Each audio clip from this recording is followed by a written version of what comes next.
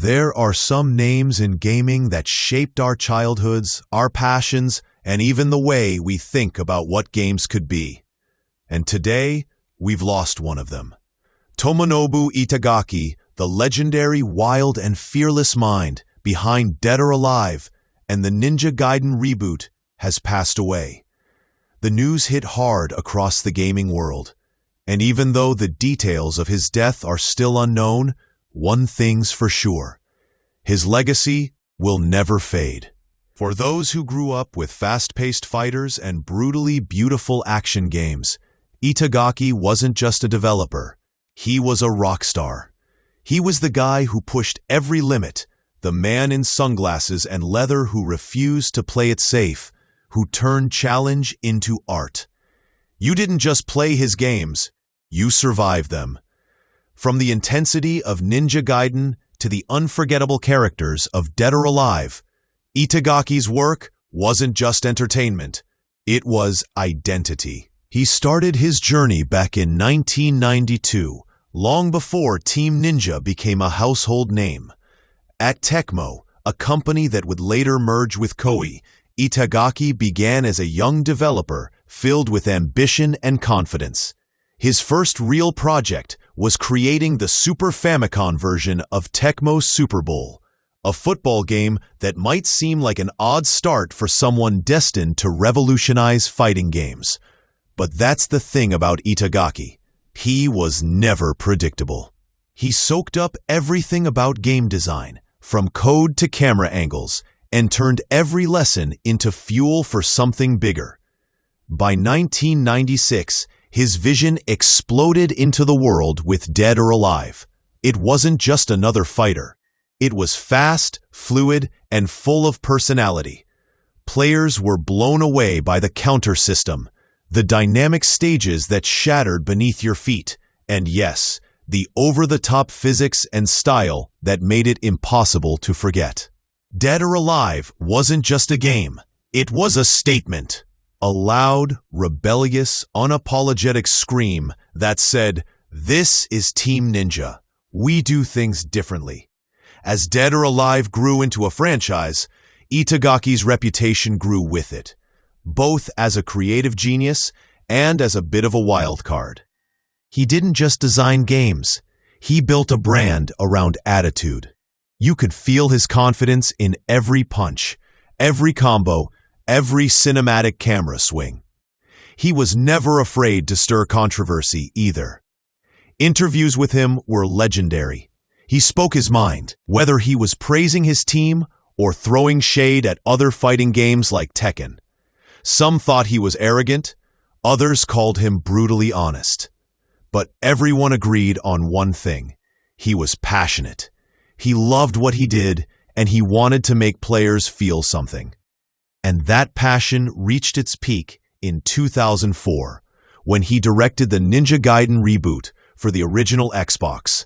It was a revelation: fast, fierce, and unforgiving. The kind of game that tested your patience, but rewarded your persistence. Every boss fight felt like a war, every dodge a dance, every victory an explosion of relief. Ninja Gaiden wasn't just a reboot, it was a statement of mastery. While most games were getting easier and more cinematic, Itagaki doubled down on intensity. He made a game that demanded respect. Players remember spending hours fighting the same boss, learning every pattern, every weakness, until finally victory felt earned. That was Itagaki's philosophy. Games should challenge you, not hold your hand. He wanted you to feel that rush, that frustration, that triumph. That's what made him different. His work wasn't about pleasing everyone. It was about pushing boundaries. He often said that a great game is like a mirror.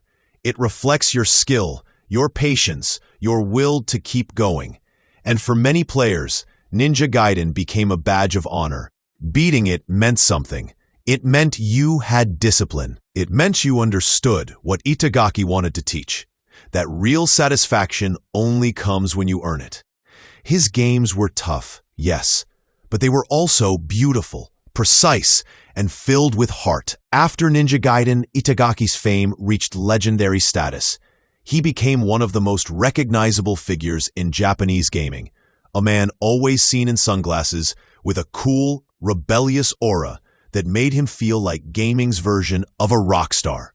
Fans loved his blunt honesty. He didn't speak in rehearsed corporate lines. He spoke like a gamer who happened to be leading a studio.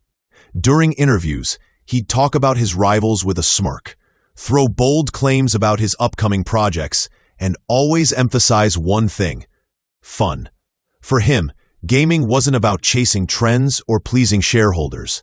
It was about crafting experiences that left players sweating, smiling, and swearing all at once.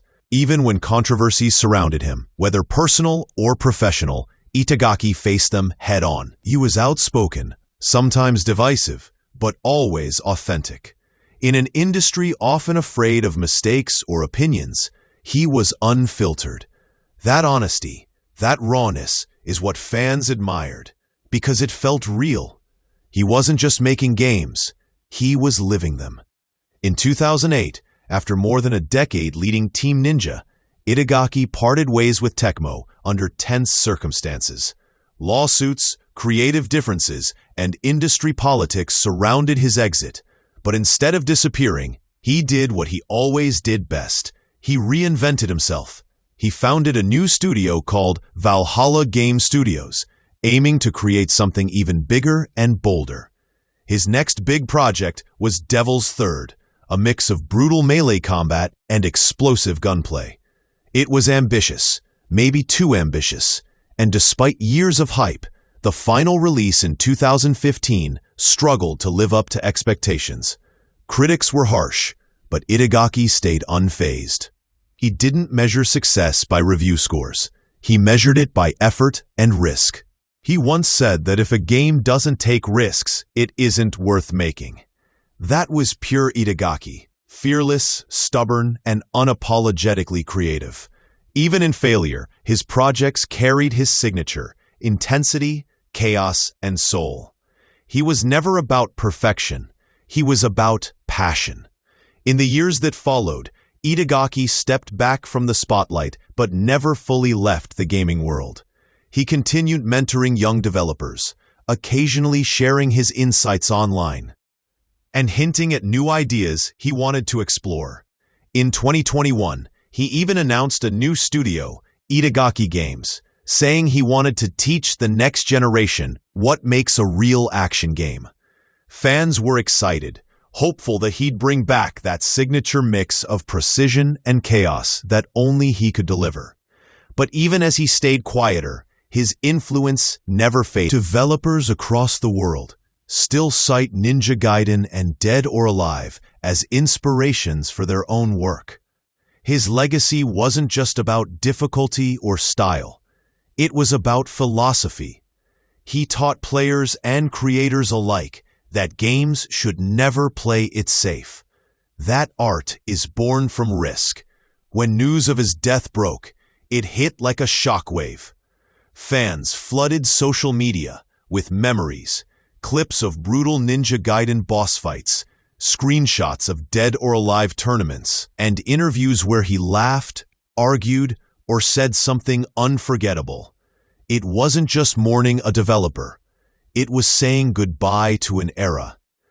Tomonobu Itagaki was one of the last true gaming mavericks, someone who lived by instinct and creativity rather than algorithms and analytics. He believed games should test the player's limits and, in doing so, reveal something about themselves. His passing leaves a silence in the industry that's hard to describe, a kind of emptiness where his fire once burned. But legends don't truly disappear. They live on through the people they inspired, the worlds they built, and the emotions they sparked. Rest in peace, Itagaki. You challenged us, frustrated us, thrilled us, and most of all, you reminded us what passion in gaming really means. If you ever picked up a controller and felt that rush, the heartbeat before a boss fight, the satisfaction of mastering a combo, the thrill of victory after countless defeats, You felt Tomonobu Itagaki's spirit. He believed that games were more than pixels and code. They were tests of courage, discipline, and soul. He didn't care about fitting in or being politically correct. He cared about making players feel alive. And that's what makes his legacy eternal.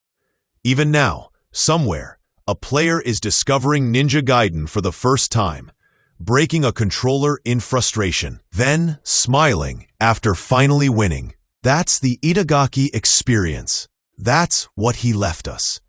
So as we say goodbye, let's not just remember his games, let's remember his message. Never back down, never settle, and always fight with everything you've got. Rest easy, Master of Chaos. Your games made us stronger, and your spirit will keep fighting on through every gamer who refuses to quit.